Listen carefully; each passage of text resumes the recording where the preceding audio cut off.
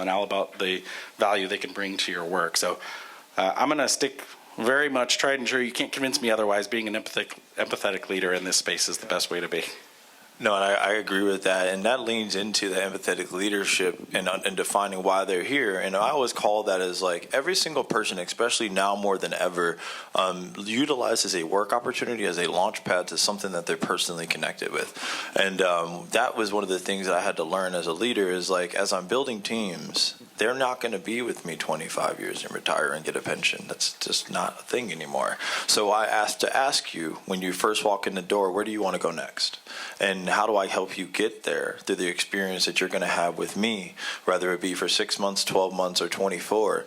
Just be upfront about it, and that allows empathy to be there because you're honest. You can't be empathetic with each other without honesty. And that leads into the next part about being an enduring leader is that doesn't mean that you're just always smiling. It doesn't mean you don't run into challenges. So I want to go into an example of when you had to tap into being an enduring leader. And Saul, do you want to answer the question as well?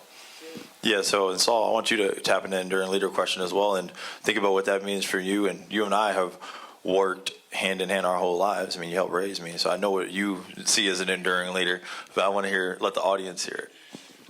Well, really, I've been just blessed to go through a wide variety of experiences, right? More in my corporate life, most recent, I helped launch Amazon's delivery service in the U.S. at its inception, and they had no clue how we were going to do it, right? They just gave me a plan, and I had ended up having 3,000 employees, bunch of projects. But one thing I noticed that every single person there, and wondering why is our sites always producing, right?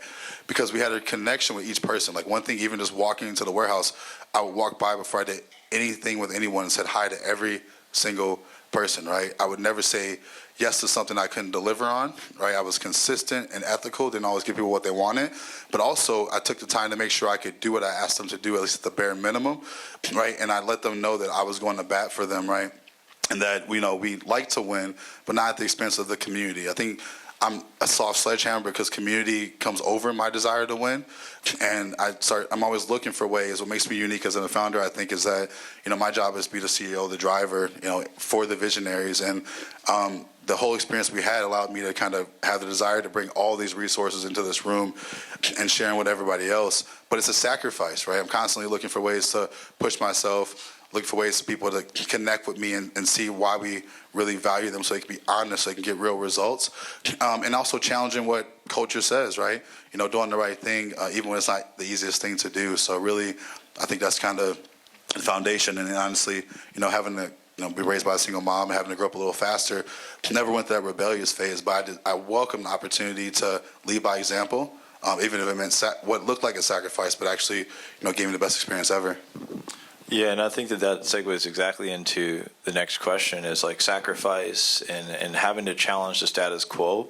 It leads to challenges, and challenges are sometimes hard to deal with. And you can answer right away, so you got the mic, is think of a time of the challenge when you had to tap into that enduring leadership and servant leadership. I know faith drives our brother and I, as we have a matching bracelet that means a lot to us. It's just that God is our anchor. So for me, it's a lot of times I have to tap into that. But when you need to be an enduring leader, how do you handle those challenges?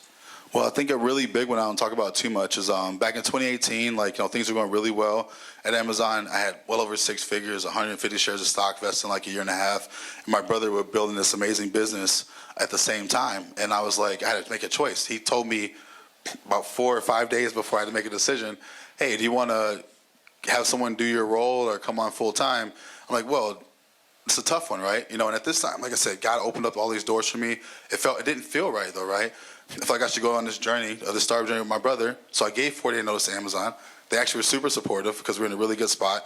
Benchmark station out here in Arizona, in the country. And then I lost 150 shares of stock immediately when I walked away. But what I didn't know, we went to the accelerator the first 12 weeks. We raised almost $1 million in capital for that business. And everything made sense, right? But I was able to be that enduring leader and support him as a co-founder. And I say only work with family when you have that relationship with the family first, and also knowing that we were the best at what we did, right? So it made sense until someone to fire us, so we're not the best at what we do. But I think ultimately, for me, that was a big decision, and going back to what was most important to me, I focused more on who I'm